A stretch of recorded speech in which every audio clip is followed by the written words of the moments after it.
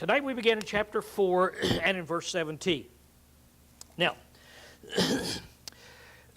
this is starting the new section in the book of Ephesians. We could say that the first 3 chapters are doctrinal chapters.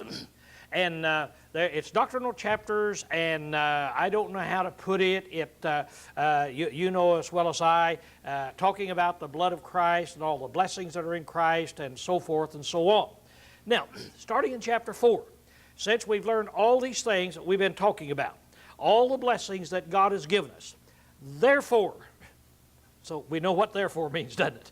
So now then, based on that, he says, I'm going to give you some instructions. So starting in chapter 4, we now are getting into the practical section. So you say, okay, how does that affect us?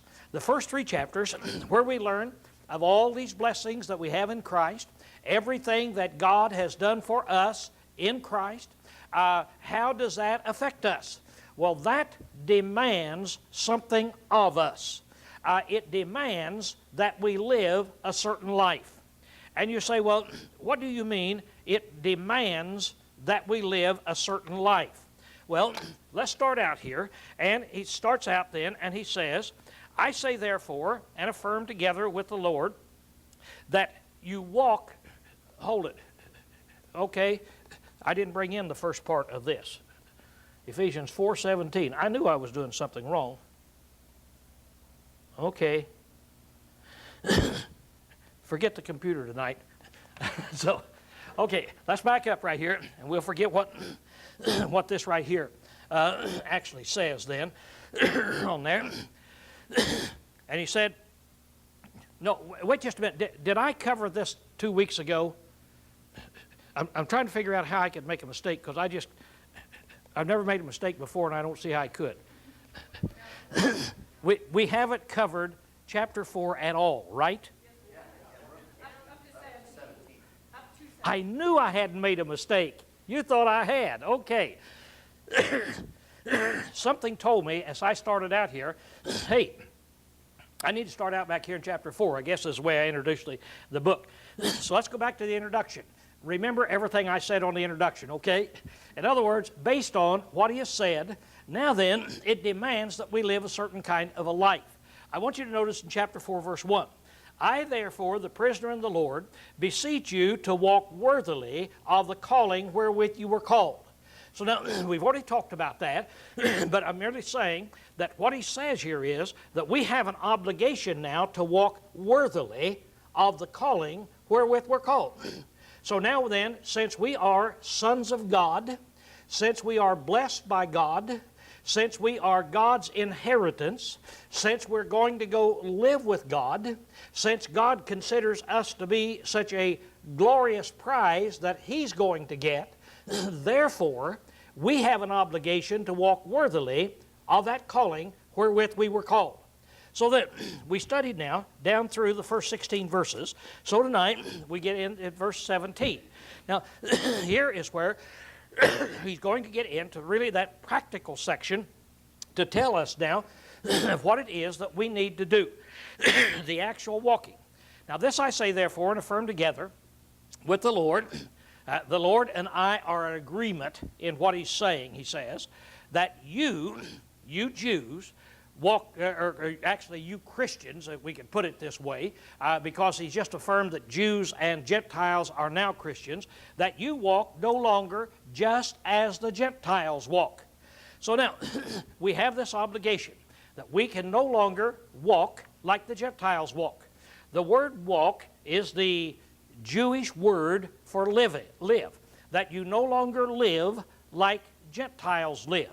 So now, he's going to start in, and in the next few verses, he's going to tell us how the Gentiles live, what the Gentiles do, and this is telling us what we should not do. So now, he says, the Gentiles walk in the futility or the vanity of their mind. Now, we're going to have a lot of word definition in this, and that's where the notes will come in handy for you in there, but lots of word definition. Now, what does the word futility or vanity mean? When you talk about something is vain or vanity, what's the idea involved in that? empty. No, it's fruitless.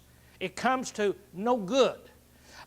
You go into business, and if I say that is a vain business, it means you put in all the work you want to put in, spend all the money that you want to spend, and when you're through, it will not have any profit whatsoever. It may be in the hole, but it will not have any profit. It's vain. Now, the life of a Gentile is vain, which means that as these Gentiles walk, they're living a life in this world so that when they get through and when it's all over, when their body goes back to dirt and the spirit goes back to God, what can we really say? They lived in vain. What was accomplished? Actually, nothing. Their life was a life of vanity. So, he said, now, this is the vanity, and it's the vanity in there, he says, of their mind. So they've got this vanity of their mind. It's useless, being darkened in their understanding. That's why, as they live, they don't know what they're doing. They are darkened in their understanding. Throughout the Bible, the word light and dark really conforms to two things. First of all, it talks about righteousness and sin, because sin is done in the dark, and so they then use that as a synonym for darkness. But also, knowledge and ignorance is where we have it. That we have now then the darkness in their understanding. They do not understand. I think in this age of where we have TV right at our fingertips, you can get all the channels that you want to get. You can hear any philosophy that you want to hear. And as you hear some of these people get on TV, and as they uphold some of the things that they uphold, do you ever just shake your head and say, how did they come to that conclusion? How did they get there? See? Well, they are darkened in their understanding. And that's the problem with the world that we're living in, that it is darkened in its understanding. Then it goes ahead to say, not only that, but alienated from the life of God. Now, we've been talking about alienated. If you remember back in chapter 2, and in the starting of verse 11, the Gentiles were alienated from the commonwealth of Israel. They were without God. They had no hope. Now he's repeating it again. Now then, they are alienated. This word for excluded is the same word. It's alienated. They are not a part of anything that has to do with the life of God. He's showing us that there's two ways to live in this world. There's the Gentile way, and there is the way of life with God. And theirs is all darkened in their understanding. They do not know what they're doing. They do not understand. When they try to come to some kind of a right and wrong situation, as you hear them discussing these things now that we can bring them into our living room, and they're discussing right and wrong. On what basis do they use? How do they come to conclusion? What is the standard that they have? And so this is what he's saying, that these people now, they really are not a part of that. Now, here's an interesting thing. How did they get that way? How did these people get so that they are excluded, alienated from the life of God? Number one, because of the ignorance that's in them. Now, he's going to give us two reasons. Here's two reasons people are alienated from the life of God. Number one is because of their ignorance. Number two is because of the hardness of their hearts. Now, I think we can see these again in people that try to uphold absolutely atrocious things, that their arguments are so ignorant, and yet they are so hard-hearted that they will not listen. And when you come down to the religious realm, and you say, why is it that people do not obey the gospel? Why is it the world doesn't obey the gospel? It seems to me like that anytime somebody comes in contact with the gospel, they would read it and they would obey it, and the whole world would become a Christian. That's the way that it seems to me. I stand as shocked at how people many times obey the gospel and then they fall away from it, like Peter talks about. I'll never forget the first time that hit me. I had just become a Christian. I was still in the Air Force, hadn't gone to school yet, and I'd heard the gospel, I obeyed the gospel. And right at that time, there was a religious debate with a gospel preacher and a Pentecostal preacher, and they debated at night, and then they played it in the afternoon on the radio. And so I couldn't wait to get home, and I'd listen to that debate. Man, I just eating it up. And then the big shocker came. And this Pentecostal preacher told this guy, he said, look, you need to open your eyes. You don't know what you're talking about. Even your own mother, who used to be a member of your church, has left. And she's now a Pentecostal. And I couldn't believe it. That's about the only thing I remember from that debate. It totally shocked me. How could anybody do that? It's beyond my comprehension how anyone could do it. Well, you look out the people in the world, and why is it that they don't see the truth? Why is it some people see the truth, they obey the truth after just a lesson or two? Other people, you can preach your heads off to them, and they never see it. Why is it? Well, it's a heart problem, isn't it? What parable would you go to find where Jesus taught it's a heart problem? Everything always comes back to the heart problem. It's the parable of the sower. He said there's 4 kinds. And the seed, it's the same seed. You throw it out, and it just depends on the mind of the individual that it falls on. That's what Jesus said. That's what Paul is saying. Now here's he's telling us the reason these people are, they walk and live as the Gentiles. They uphold all of this ungodliness that they uphold. The reason is twofold. Either they are ignorant or they're hard-hearted and they won't listen when they hear the truth.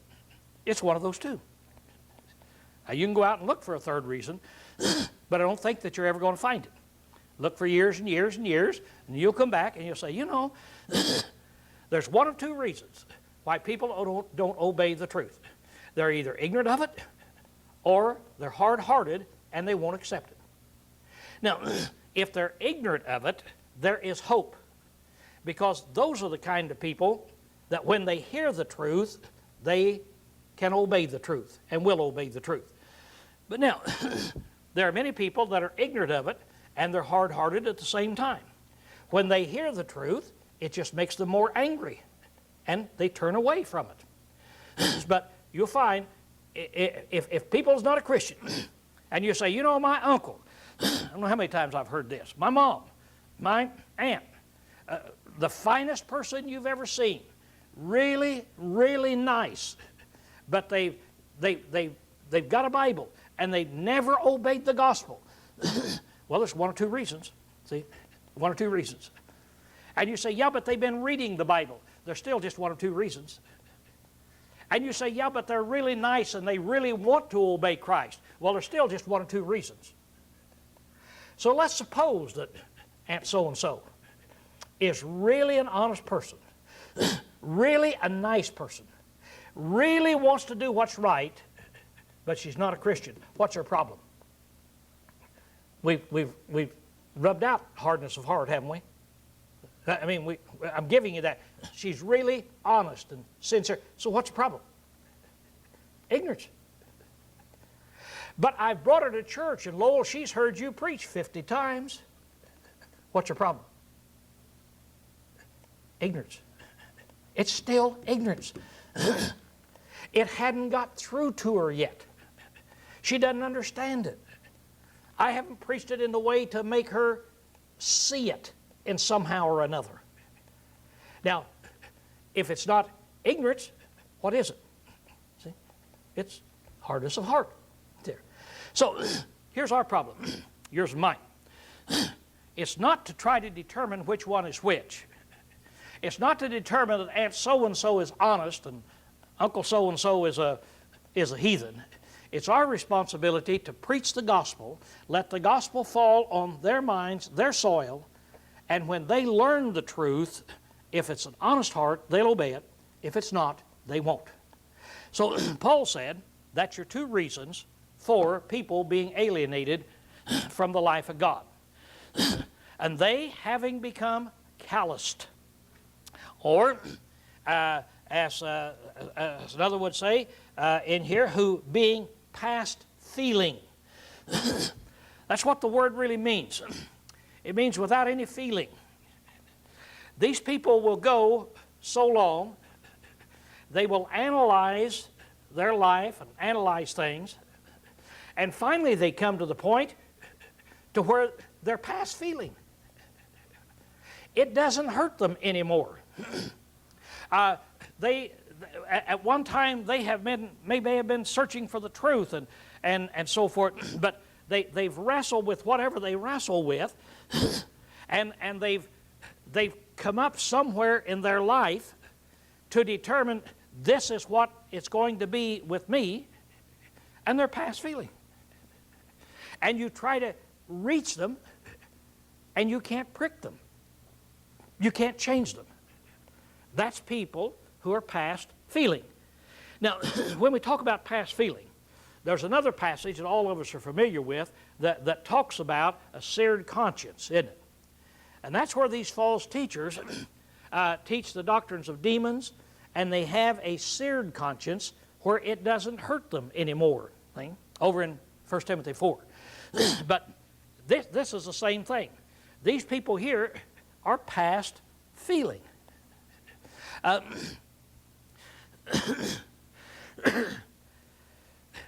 guess it's kind of human nature that the older you grow, you will either turn to the Lord, or you will harden your conscience, justify your actions, so you get past feeling, so that you can't be pricked any longer. The thing I'm thinking about right now is my sister. 35 years ago, she's a nurse back in Illinois. She determined that she was going to go into nursing by going out to the homes of the people who are terminally ill. The doctors have sent them home with cancer and so forth, telling them, you're going to die in just a few months. So send them home. Then the doctors send her out. Okay, you go out, you put the tubes in, you do this or that. So she takes care of them until they die. Now, she lives in this little town of 3,000 people, and everybody in town knows her. You go back there, you mention her name, and now said she's been a nurse for all these many years. Why, she's the patron saint, if you want to put it that way. Everybody knows her, and they call her and depend on her more than they do on the doctors and so forth. But here's the interesting thing. She told me when she went into it, she said, I'm going into this because it's going to give me an opportunity that you just can't believe. I'll be dealing with people every day that have been told they're going to die. And they're going to die within a week to a year. And I'll be able to share with them. I'll be able to say some things to them, to maybe teach them the Bible. After she had done that for 30 years, she hadn't changed a single person. And she tried. She really tried. And she says, I will go in and I will, here's a guy that maybe, he's 75 years old, 80 years old. He's known her since she was a little girl. So she says, Sam, I'm so sorry, for this. And so forth. So she'll bring it up. Would you like to talk about the Bible? Is there any spiritual thing like this? Shut up. I don't want blah, blah. No. And she said, sometimes they've spit on me. She said, I've had people to throw up on me intentionally, just being mean to me. And these are people that know her. And she said, not one single time has she been able to get anybody to obey the gospel. So she said, I've learned one thing. I've learned that people die like they live. And I've observed that too. I've observed that too. You're going to die like you live. As you're living, you're going to set your mind. You're going to set your mind one way or the other. Now, by the way, does the Bible teach us we should set our mind? Become hard-hearted? Yeah, it does. Now that sounds funny. It never says become hard-hearted, but yeah, it does. In Colossians 3, it says, set your mind. What does that mean? That means don't vacillate. How firm does the Lord want us to be in the truth? See? How firm does He want us to be? Absolutely so we'll not be blown around by every wind of doctrine. Now, when you set your mind with the truth, that's not called hard-hearted. But I guess you could pretty well call it hard-hearted, couldn't you? Because if somebody's trying to convert me out here to some way to Islam, or you, what kind of mind have you got? How open is it to Islam? See? You're hard-hearted. Now, it's hard-hearted in that sense. Set our mind, totally convicted that Jesus Christ is the Lord, the Bible is His Word, totally convicted, so we'll not be moved. Well, as these people are going through life, they're studying their books of philosophy. They're studying what Kant and Barth and all those guys have to say about Christianity, what they have to say about the Bible. They analyze homosexuality, like I heard it analyzed on the news tonight, of how this guy had concluded, I think it was, it was Howard Dean, had concluded that, he was in favor of it because God made them that way, and since God made them that way, then He wouldn't have made anything that's wrong, and so it has to be right. And so that's the reason that he is in favor of it. Well, now, how did he come to that conclusion? See, how did he come to that conclusion? Did he read it out of the Bible? No, he didn't read it out of the Bible. About 4 or 5 days ago, I don't know whether you heard it or not, but he got religion. He said, when I go to the South, I'm going to talk about religion. And so he said, I'll do this. He said, religion is it's really a personal thing. It's a deep thing. My religion is deep with me. So he said, I really believe Jesus was a fine guy, And so that book over there in the New Testament, the book of Job, he said, it's a good book. And didn't even know it was in the Old Testament. And so then he explained, they said, well, you were raised a what? Well, he was raised an Episcopalian. But I'm no longer with the Episcopalian church. He said, I changed. I'm with Congregationalists now. And he changed on conviction. Here's a convicted man. And he wants you to know he's convicted for the Lord. He said, I tried to get the Episcopalians to donate some land for a bicycle trail, and they wouldn't do it, so I said, I just left that church. Now, I wouldn't be talking about a politician up here if he hadn't said it. See, this last week he's saying it, so this is coming all. What's your feelings about conviction? You see, that he's got there. But he's come to these conclusions based on what? That's what Paul is talking about. And so you get down, so not calloused, you're calloused, no feelings about it anymore. Having given themselves over to sensuality. Now, once you do away with the Word of God, once you come to your own conclusions, once your heart is set, what is there? What's your guideline? What's your guideline? What would you do? Doesn't everybody want to do what they want to do? That's a pretty deep thought, isn't it? That's a pretty deep thought. I forget the ball player right now, but I'll never forget this. About 15 years ago, he was the first guy that made he didn't make $5 million, but he was wanting to make $5 million in a year. And he's that guy that could steal all those bases and all that. And so he wanted to make $5 million, and they wouldn't pay him, and so he was pouting, and he was mad. And so they interviewed him and said, don't you think that you're kind of overstepping your bounds here? a little selfish? And he said, no, sir, I think I'm dealing with it. He said, look, all I want is just what I want. Now, that's the way he explained it on TV. All I want is just what I want.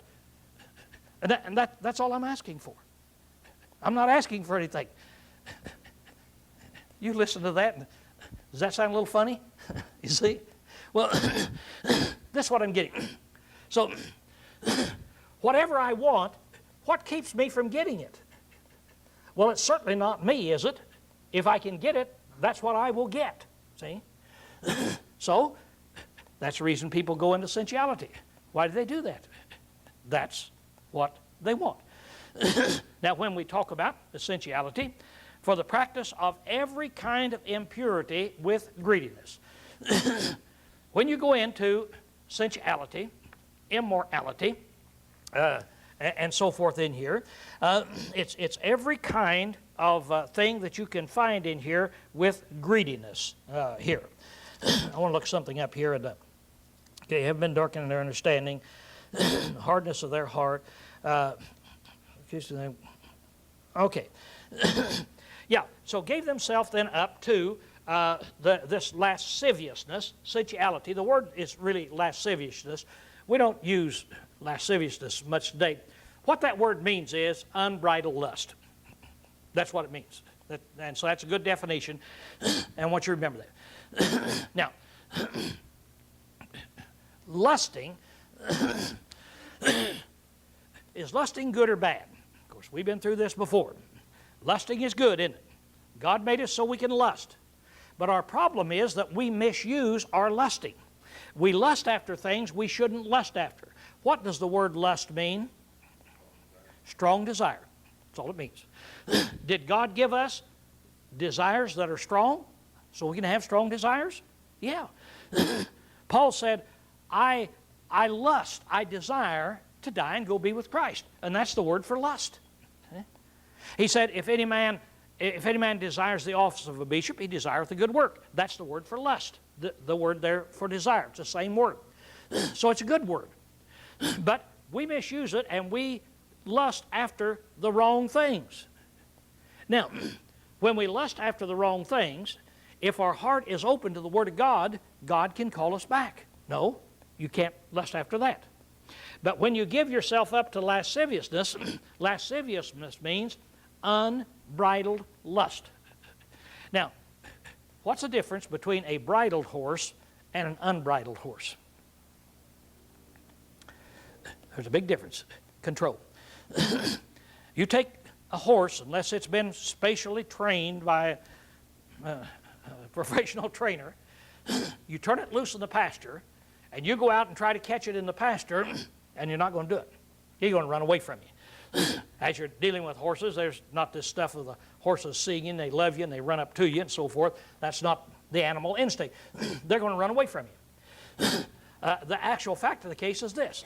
As you see it in the old cowboy pictures and so forth, you go out and hear all these horses, and they're running around here, so the guy gets his lasso, and he lassoed it, and as soon as that lasso goes over that horse's neck, what happens to that horse? Just freezes. He knows he's in control. Stops. From there on, the guy can do anything he wants to do. If you can get up close enough to the horse, have some oats in your hand, and you've got a strap, just a little shoestring, doesn't make any difference what it is. You got this, get him to eat out of that, and while you're there, throw this thing up over his neck, you've caught the horse.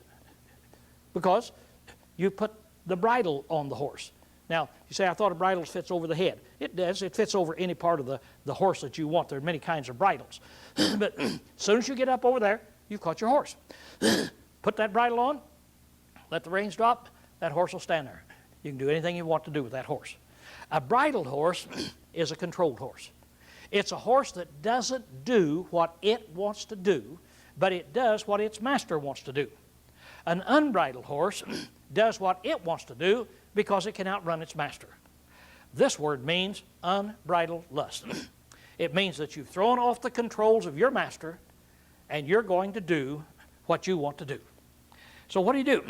Well, it's the practice of every kind of impurity with greediness then. So he says, gave themselves up here to the lewdness here, in uncleanliness, of all kind of uncleanliness in greediness. Now the word uncleanliness is a kind of a hard word for me to describe. I think I know what it is, but to describe it, it's really hard. I can define fornication and murder and things, but uncleanliness. Let's go back to the Old Testament. That word really originated back there, and it gives us the idea of the Old Testament. Back there, you've got the Jews, and you've got their ceremonial uncleanliness when they became unclean. What did that mean when a Jew became unclean? What did that mean? Unclean. That's what made them unclean. What is unclean? If under the Jewish law, if I dropped dead with a heart attack right now, all of you would become unclean. That's how you become unclean. What is unclean? Woman has a baby, she's unclean. You walking through the field and you happen to step on a dead snake or kick a dead rabbit, you're unclean. What's unclean? Is it the opposite of holy? Because holy, you're sanctified, you're set apart, but unclean, you lose that whole attachment, that relationship, that closeness. Is it the opposite of holy? Well, no, I don't think it's the opposite of holy. You're kind of getting into the results of it, but what is it? See, what is it? Let's take sin. Sin is missing the mark. I can define that. Fornication, that's sin. I can define fornication. And that's this definition. And when you do this, then you become a sinner. You miss the mark. You step on a dead rabbit, I can tell you what that is, you become unclean. What does that mean? Now you can say, well, now you can't, what's that?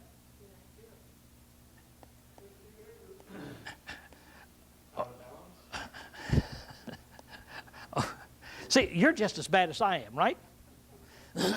Now, we've all got the right idea. See, this is the point I'm getting at. All of us have the right idea that we have done something. We have put ourselves in a situation where we have done something that is, I hesitate using the word, but let me use it, about the only thing that comes to my mind, nauseating. When you drive along the road and you see a dead possum out there, how many of you just thrilled and say, stop, I just love to see dead possums? You like it? I want to pick it up, take it home, put it on the back porch for a while, see? No, we talk about roadkill. Why is it roadkill? Why is that a bad word? When somebody says, you're just roadkill. Why is that a bad word? What does that mean? It's gross. What? Okay, now you're stealing my... It's unpleasant. It doesn't fit the normal circumstance of the way things ought to be. Do you see? That's real. I can't put my finger on it. I've never found anybody who can put finger on it. Yeah. I'll leave that one go. We can all see it in here like this. Now, if I drop dead right now, you haven't done anything in here, but I'm dead, and now you're in a room that is unclean. Now, I couldn't help it that I died, and you couldn't help it that I died, but what would you think if I told you, hey, why don't you come up next Saturday night? We're going to have 4 or 5 corpses there. Right? We're going to have a party, and it'll be a corpse party. Would you want to come? See? You'd say, no, that's unclean. It's just not kosher. Of course, we don't know what that word means because it's a Hebrew word, you see. But so to have a corpse around, so what God is telling those Jews is, You are my physical nation, and I want you to be physically pure. And that is, I don't want you to fool around with anything of a nauseating nature. Now, there are nauseating things that happen in life, but I don't intend for you to engage in them. There are going to be things that happen. People are going to die while you're in the room, and you're going to become unclean. But I don't intend for you to hang around corpse all the time, see? You're going to run into dead bodies of animals, but I don't intend for you to take roadkill home. I intend for you to be physically clean. Now, I haven't defined it. I think all of it knows what it is. Now let's transfer it over to spiritually clean. In the new covenant, we're not a physical nation, we're a spiritual nation. And so we're God's spiritual kingdom, His church. And He wants us to be clean spiritually. What does that mean? Yeah, it means holy, but anything else? Holy is a pretty good word. It can be set apart. But what could I do that would keep me from being set apart for Christ? What are some of the things I could do? Which I'm going to show you it doesn't really fit. Because you say, well, go back to fornication. No, now we can define that. That's a sin. See, that's a sin. I want to know uncleanliness. What unclean thing can I do that causes me to be set apart? We'll get drunk. No, that's a concrete sin. Somebody tell me what uncleanliness is in the spiritual realm. It's almost as if the direction God was giving them was to not even having been in the vicinity of something that was contaminating, or stepping on an animal. If they had shoes on, there was no germ transfer or anything like that. It was just even being in the vicinity, having been in the vicinity of something like that. That's the whole point. Don't go around where you're going to be stepping on dead rabbits spiritually. If I decide to go up tonight to, I'm hungry, and so I want to go up and get a hamburger, and so I'm going up here to the local bar and get a hamburger because they serve good hamburgers up there. A hamburger and a glass of buttermilk. Well, I'm not getting drunk. I'm not doing anything like this, but what vicinity am I in? In other words, what's going to happen to me on the next bar stool over here? I'm eating hamburger and drinking buttermilk. What's the next guy going to be doing on this side and the guy going to be doing on that side? What's the bartender going to be doing? Everything around there is of an unclean nature, isn't it? It's kind of like I have that corpse party. In other words, keep yourself from... You see what I mean? It's hard, you and then you. It's taking it, encompassing it in all things. All things are lawful, but not all things are expedient. I think it's a little more than that. Yeah. I think it's a little more than that. Is it guilt or something to do with your conscience? No, I don't think it's that, because there are some people that conscientiously believe they should go to the bar and get a hamburger and associate so they can convert those people. I mean, I've had them give me these arguments. So a guy goes home and his conscience isn't hurting him. But if that's the way he lives, I think he's unclean. Do you see the point? In the spiritual realm. Keeping a fly out of you. Well, okay, there you go. That's the whole point that is in there. So this word unclean is a tough word we've got. But now we get involved in there in all greediness. In all greediness. Now, what does that word mean? Greediness. That's the same word as covetousness. And we're going to be defining the word covetousness this next week. But with all covetousness, if I'm a covetous man, what am I? Let's go back to Moses. What was he said? Don't you covet your neighbor's wife or your neighbor's donkey or your neighbor's house or anything else that belongs to your neighbor. Don't you covet it. What do you mean? It's a desire, isn't it? See? It's a desire. It's having that strong desire of I want something that is not mine. I want something that's not mine. It's not lawfully mine, but I really want that particular thing. So I need to hold that strong desire down for things that do not belong to me. Can you drive up in a new car? Can I covet your car? Yeah. Is it wrong for me to go out and look at your new car and say, hey, I want one just like that? Is that wrong? No, that's not wrong. Because what can I do? I want a car just like that, so what can I do? I can go down and get a car, can't I? But now, if I want that car, who does that car belong to? That car belongs to you, and I want it. I have a strong desire for it, that which doesn't belong to me. Now then, I've transferred over into covetousness. There. These things are really fine points that you've got in there. In so many ways, we'll see that all of this thing comes in like this. Now then, he says this, but you did not so learn Christ in this way. Now, when you learn Christ, these are not the things you learn, the things that we're talking about. You learned about Him in a totally different way. He then starts out and he says, if so be that you heard Him and were taught in Him, even as truth is in Jesus. So he said, now, you did not learn Christ in this way. So now then he's going to tell us the way here of God. If. Now, in the Greek language, it's the same as the English language, except the Greek is more explicit in this particular way.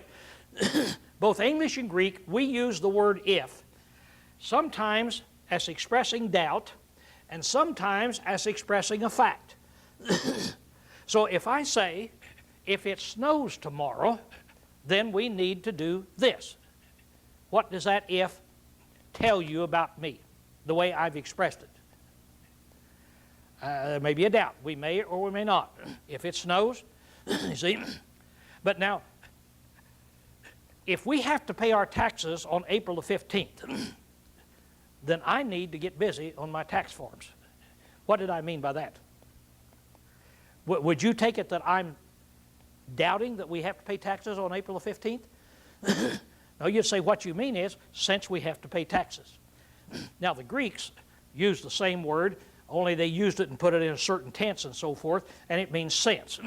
Now, since you've heard Him and have been taught in Him, just as truth is in Jesus, now there's certain things that you need to do. It says that in reference to your former manner of life, you lay aside the old self.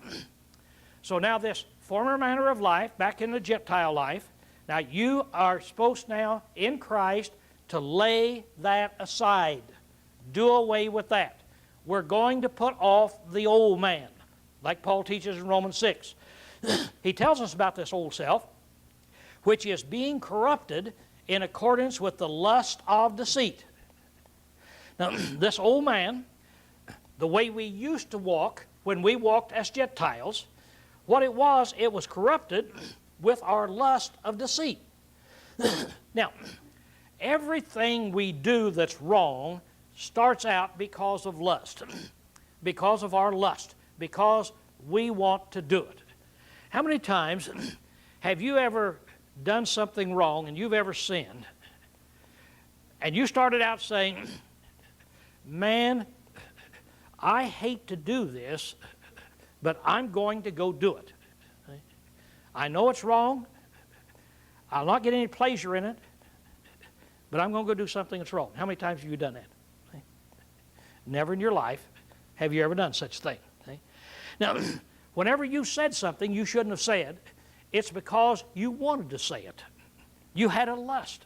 It made you feel good to be able to say something that you shouldn't have said, but it made you feel good.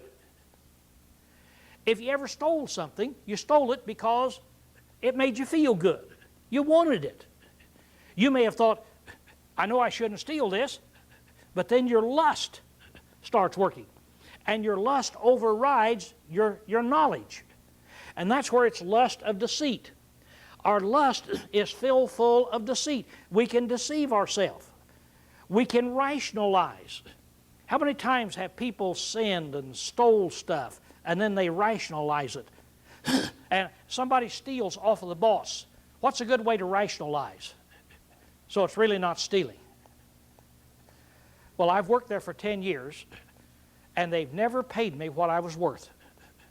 So really, I was just taking what belongs to me. What am I doing? See? I'm deceiving myself.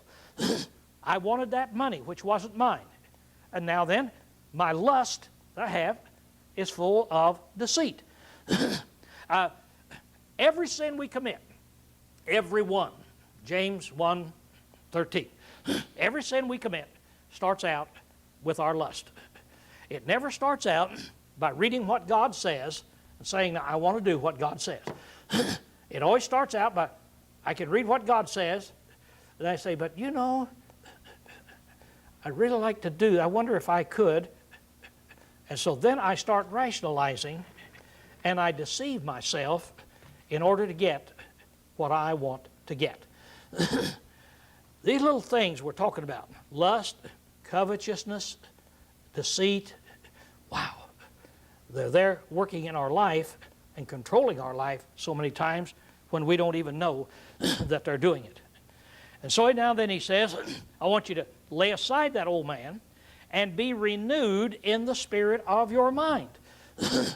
Go back now to the spirit of your mind and renew that. Get it back in the proper condition that it should be in. And put on the new self. So we're going to put off the old self, then we're going to put on the new self. That's kind of the way we do clothes, isn't it? When you see you got on filthy clothes, instead of going to the store and buying a new set of clothes and putting them on, you take off your old ones, and then you put them on. So now that we're going to put on then, he said, the new self, which in the likeness of God has been created in righteousness and holiness of truth. So now then this new individual that I'm going to put on, after I've done away with this old one, is going to be after the likeness of God. I'm going to be patterning my life after God. What was it Paul said, 1 Corinthians 11:1? Be ye imitators of me, even as I also, finish it up, am of Christ. See? And so we're to be imitators of Christ. What is it we just read back here in Ephesians chapter 4, and we get down here to where we are to grow until we are all attained unto the unity of the faith and the knowledge of the Son of God, unto a full-grown man, unto the measure of the stature of the fullness of Christ. That's what he says. So that's the kind of individual that we're going to be. Now, next week, he's going to get specific and he's going to say, now here's how you do it. Now, let's close tonight by remembering one thing. What's the first thing I'm supposed to do?